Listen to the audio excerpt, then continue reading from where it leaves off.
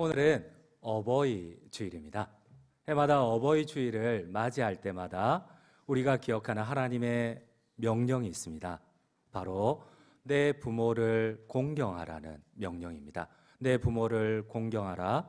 그리하면 너의 하나님 여호와께서 내게 준 땅에서 내 생명이 길고 복을 받으리라. 아멘이십니까? 우리 함께 성경을 읽도록 하겠습니다. 출애굽기 20장 12절입니다.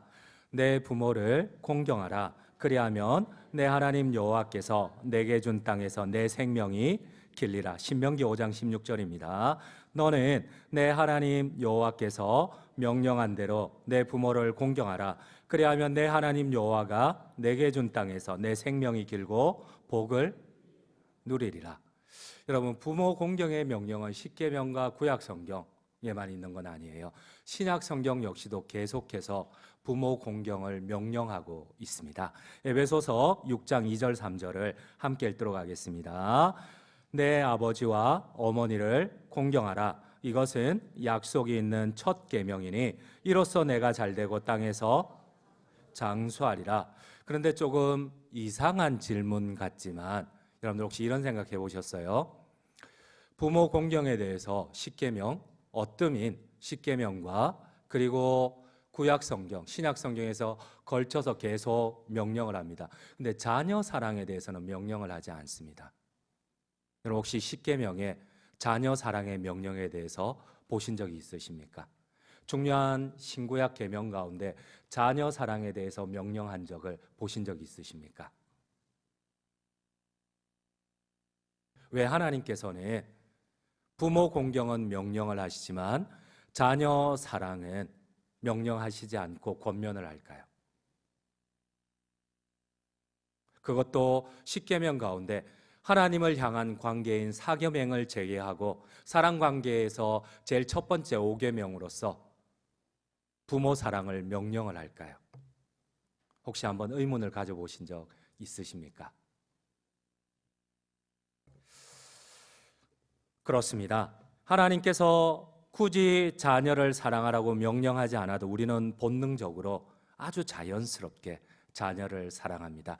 10번이고 20번이고 아니 100번이라도 인내하고 자녀를 용납합니다. 그런데 혹시 여러분 자녀에 비해서 우리 부모님들을 향한 여러분들의 반응은 어떻습니까?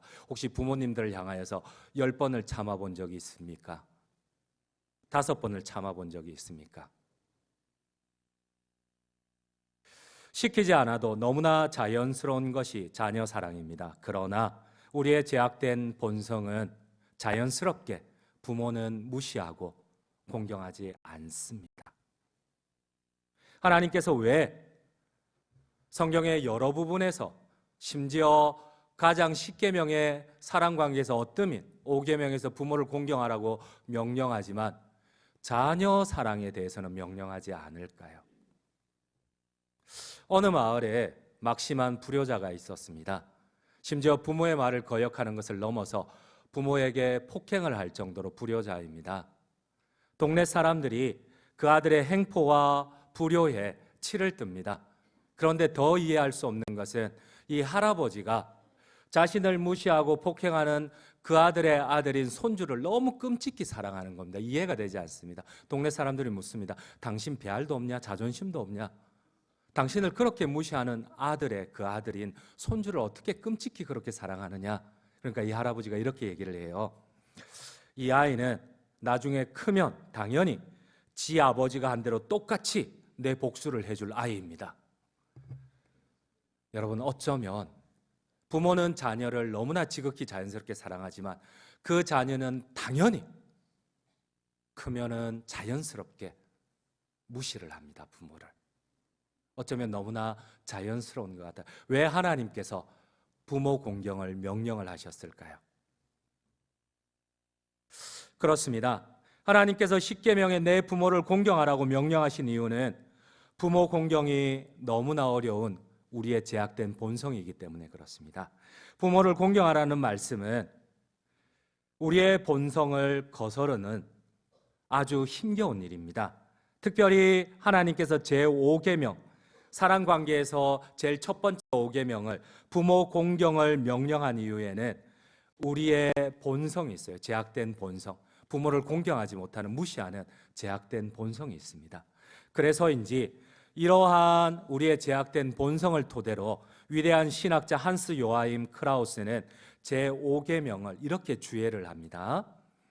신학자 한스 요하임 크라우스는 제5계명에서 내 부모는 힘 있는 젊은 부모가 아니라고 합니다. 여러분, 어쩌면 제5계명에 있는 부모는 저같이 젊은 부모가 아니라고 합니다. 대상이 아니라고 해요. 왜냐하면 저는 아직 젊습니다. 그리고 돈도 잘 버나요? 여하튼 네, 건강합니다. 그리고 힘이 있습니다. 저희 자녀들은 아직 미성년자입니다. 제가 공경하라 하지 않아도 제 눈치를 봅니다. 제 눈치를 보고 어떻게든 부모 눈에 벗어나는 행동을 하지 않습니다. 시키지 않아도 적절한 범위 안에서 따라옵니다. 그런데 여러분, 어쩌면 여기에 계신 우리 연로하신 부모님들, 자녀하고 정반대입니다. 저는 힘이 있습니다. 저는 아직까지, 저희 자녀들은 아직까지 경제적 능력도 없습니다. 그런데 여기 연로하신 부모님들은 반대로 되어 있어요. 자녀들은 직장을 가지고 있고 돈도 잘 벌고 힘도 있고 젊습니다. 근데 부모는 가면 갈수록 연로합니다. 경제적인 능력이 없습니다. 몸도 약하여서 거동하기조차 힘이 듭니다. 심지어 치매까지 있습니다. 고집스럽습니다. 여러분, 제5계명을 한스 크라임은 이렇게 얘기를 합니다. 바로 여기에 있는 부모는 경제력을 상실한 연로한, 제대로 몸도 가누지 못하는, 자녀가 보살피지 못하면 부모는 생명을 잃을 수밖에 없는 연약한 부모를 5계명에서 말하는 내 부모라고 합니다. 여러분, 혹시 이해가 되십니까? 그렇습니다. 이 뜻을 담아서 제5계명을 번역하면 이렇게 말할 수 있다고 합니다. 너희의 연로하고 고령의 경제적 능력을 상실한 사회적 약자인, 자녀가 돌보지 않으면 부모가 살아갈 수 없는 너희의 부모를 복량하고 공경하라. 이것이 5계명이라고 합니다. 어린 자녀들은 젊고 힘 있는 부모 밑에서는 부모의 눈치를 보며 부모를 공경하고 사랑하는 것이 마땅하고 자연스럽습니다. 그러나 힘도 없는 자녀들이 부모를 버리고 어디로 갈 수 있겠어요? 그러나 힘 있고 경제적 능력도 있고 그리고 부모도 무시할 수 있는 자녀들은 돈도 없고 힘도 없고 건강도 좋지 않아 병원도 자주 가며 설상가상으로 치매까지 걸려 정신적으로 온전하지 못한다면 더 본성적으로 무시합니다.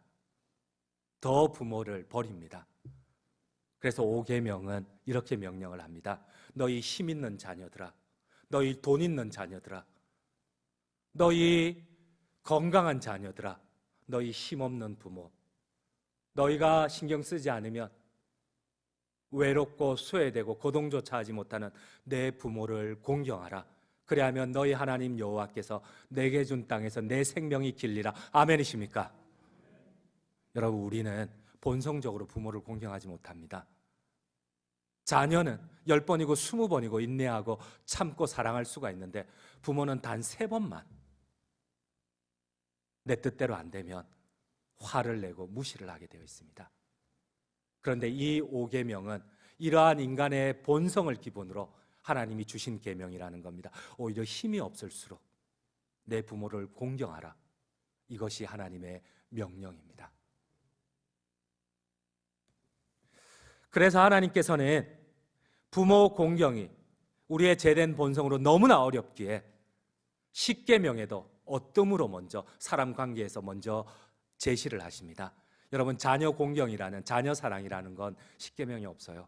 구약의 여러 계명에도 없어요. 단지 권면, 주 안에서 자녀를 기쁘게 하라, 이 정도이지 딱 그렇게 했을 때에는 내가 반드시 벌하거나 반드시 약속하리라, 하지 마라, 이런 계명이 아니에요. 근데 왜 부모 공경은 그것도 계명으로, 어뜸으로 강하게 명령을 하시고 심지어 약속까지 주셨을까요? 여러분, 하나님께서는 부모 공경이 10계명 중에서도 하나님의 약속이 있는 첫 계명이라고 합니다. 여러분, 우리가 1에서 4계명을 보면은 하나님에 대한 계명입니다. 주로 하나님에 대한 계명은 약속이 있거나 하나님의 심판이 임해요. 그런데 다른 5에서 10계명 가운데서는 하나님의 약속이 주어지는 계명이 5계명 외에는 별로 없어요. 주로 하지 않으면, 너희들이 이대로 순종하지 않으면 내 반드시 벌하리라, 심판하리라, 너희가 대가를 받아라, 이렇게 하나님의 엄명이 떨어지지, 내가 너희에게 복을 주고 너희 생명을 장수케 하리라, 이런 약속이 있는 계명이 5계명밖에 없어요. 여러분, 5계명은 지키기가 너무 힘들기 때문에 그래요. 사랑하는 성도님 여러분, 하나님이 오늘 에베소서에서도 말씀하시는 약속이 있는, 장수와 축복이 있는 이 약속이 있는 첫 계명이라는 의미가 무슨 의미일까요?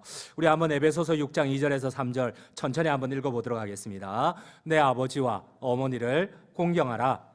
이것은 약속이 있는 첫 계명이니 이로써 내가 잘되고 이 땅에서 장수하리라. 그렇습니다. 여러분, 우리가 본성적으로 부모를 공경하기가 쉽지 않습니다. 그러나 특별히 연로하고 거동도 못하고 심지어 치매까지 있는 부모님, 우리는 정말 공경하지 못합니다. 그러나 우리가 유일하게 그 부모님들을 공경할 수 있는 게 있어요. 바로 하나님의 약속입니다. 너가 땅에서 잘되고 내가 너의 생명을 장수케 하리라. 아멘이십니까? 여러분, 하나님 외에 인간관계에서 이처럼 하나님이 축복을 약속한 계명이 있을까요?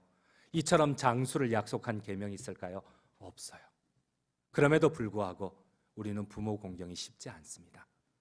그러나 반드시 하나님을 신뢰한다면, 하나님을 믿는다면 우리는 연약한 부모를 공경할 수가 있습니다.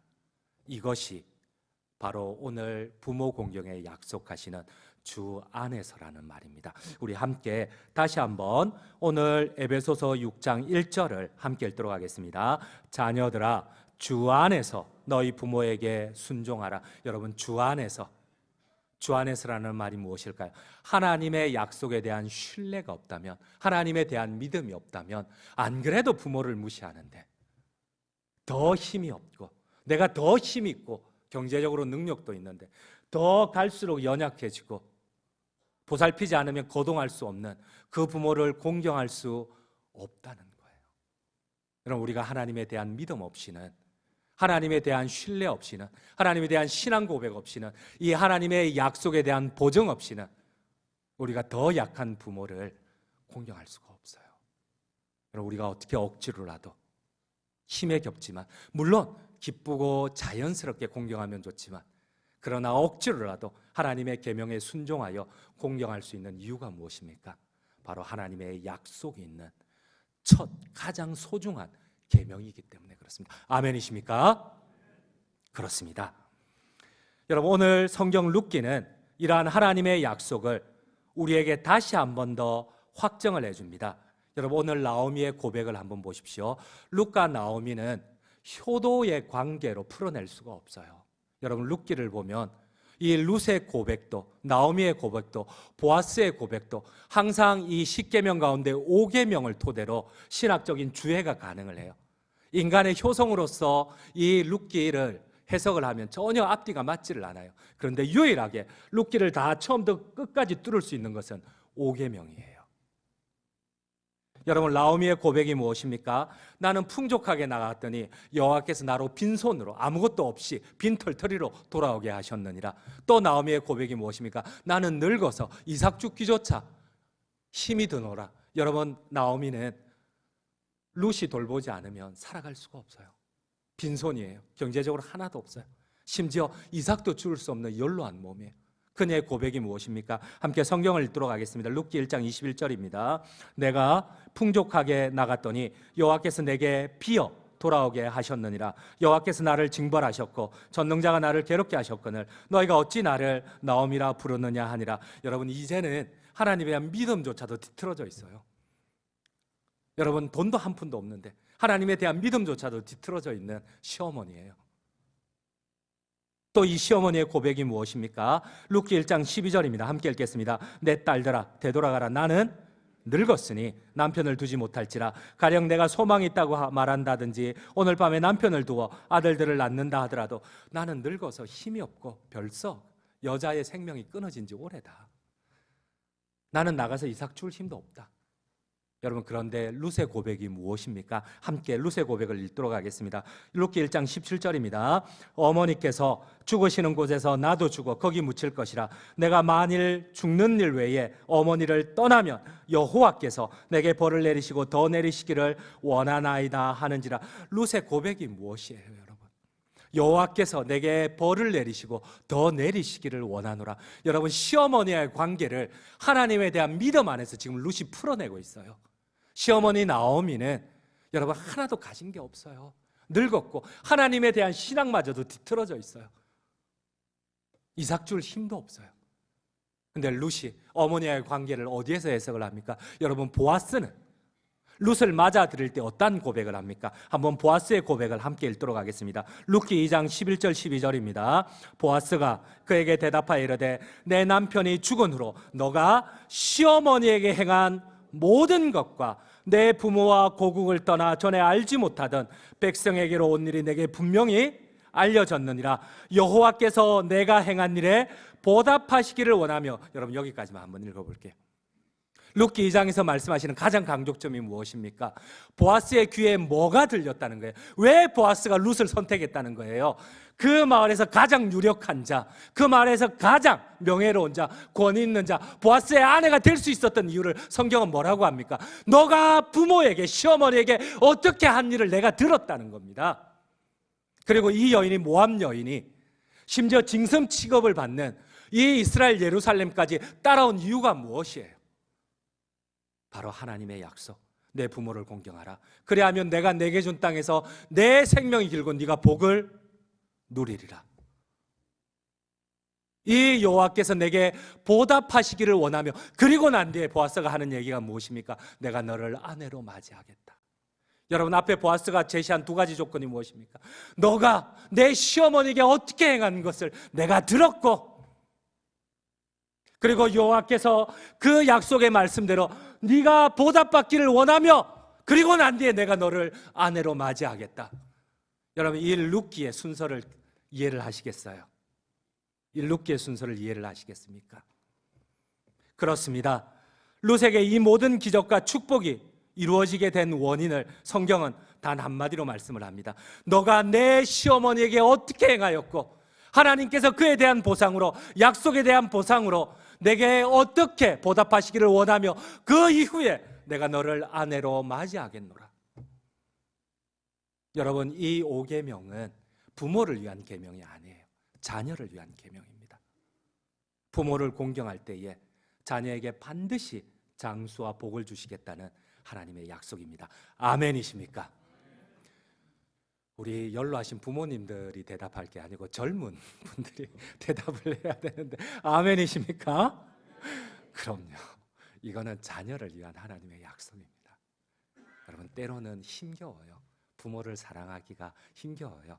또 이게 총기가 떨어지면, 제가 우리 일남 전도회를 이렇게 보면요, 여전히 건강하시지만 차이가 없으세요. 어떤 분은 사회적 지위도 계셨고, 어떤 분은 또 지적으로 대학교 교수님이시기도 하시고, 또 어떤 분은 학력이 없어서 초등학교도 못 나오신 분들. 근데 그 연세가 되니까요, 다 똑같으세요. 차이가 별로 없으세요. 그럼에도 불구하고 고집스럽고 때로는 이래 듣지도 않지만, 그럼에도 우리가 순종해야 하는 이유가 무엇입니까? 우리 자신을 위해서입니다. 자식의 자신을 위해서입니다. 왜냐하면 부모가 줄 수 없지만 하나님이 반드시 하나님을 신뢰하고 이 약속에 순종할 때에 하나님이 그 약속을 이루어 주시겠다는 겁니다. 아멘이십니까? 그렇습니다. 사랑하는 성도님 여러분, 그렇다면 우리가 어떻게 하나님의 놀라운 약속을 믿음으로 순종할 수 있는지요? 부모가 연로하고 더 고집스럽고 힘이 없음에도 불구하고, 경제력이 없음에도 불구하고 하나님의 약속을 믿고 부모님을 공경할 수 있는지요? 제가 황수관 박사님의 고백을 소개를 하려고 하는데, 제가 소개를 하는 것보다 직접 황수관 박사님이 오셔서 자기 간증을 하는 게 좋을 것 같아서 오늘 제가 황수관 박사님을 모시고 여러분들에게 한번 간증을 한번 고백을 해보려고 합니다. 여러분들, 어떻게 하면 우리가 더 고집스러운 부모님들을 공경할 수 있을지요? 우리 한번 영상을 한번 보여주시겠어요? 대청마루에 83세 된 아버지하고 53세 된 아들하고 마주 앉으셨습니다. 마침 창가에 까치 한 마리 나왔습니다. 아버지가 물었습니다. 얘야 저게 뭐냐? 아버지 까치예요. 그래 오냐 고마워. 두 번째 또 물었습니다. 얘야 저게 뭐냐? 금방 까치라 했잖아요. 오냐 고맙다. 또 세 번째 또 잊어버리고 또 물었습니다. 여러분 나이 많으면 여성 부부는 정신이 왔다 갔다 합니다. 얘야 저게 뭐냐? 금방 까치라 했잖아요. 그것도 못 알아먹어요. 그 소리를 아버지는 너무너무 서러웠습니다. 너무너무 서러워서 방으로 들어갔습니다. 들어가서 옛날 일기장을 꺼내왔습니다. 그 일기장은 제가 33살 때 일기장이었습니다. 밖에 나와서 제 아들하고 읽어보라 했습니다. 그 일기장에 이런 글귀가 써 있습니다. 3살짜리 내 아들과 마루에 마주 앉으셨다. 마침 창가에 까치가 날아왔다. 3살 먹은 내 아들이 나에게 물었다. 얘야 저게 뭐냐? 얘야 까치란다. 내 아들은 연거푸 23번을 물었다. 아빠는 뭐야? 과자가 뭐야? 나는 23번을 까치라고 답을 하면서 내 마음이 왜 이렇게 즐거운지 몰랐다. 그래서 사랑하는 내 아들을 너무 귀여워서 품에 안아 주었다. 여러분요, 아버지는 자식에게 3번 물었는데 자식은 화를 냈는데, 자식은 부모에게 23번 물었는데 그 자식이 사랑스러운 거예요. 여러분, 그것이 부모님입니다. 그 부모님이 오래오래 살아계세요. 여러분, 부모님을 살아계실 때 고맙게 잘 하십시오. 한 번 가면 다시 못 만난 것이 부모님입니다. 부모님을 살아계실 때 고맙게 잘 하십시오.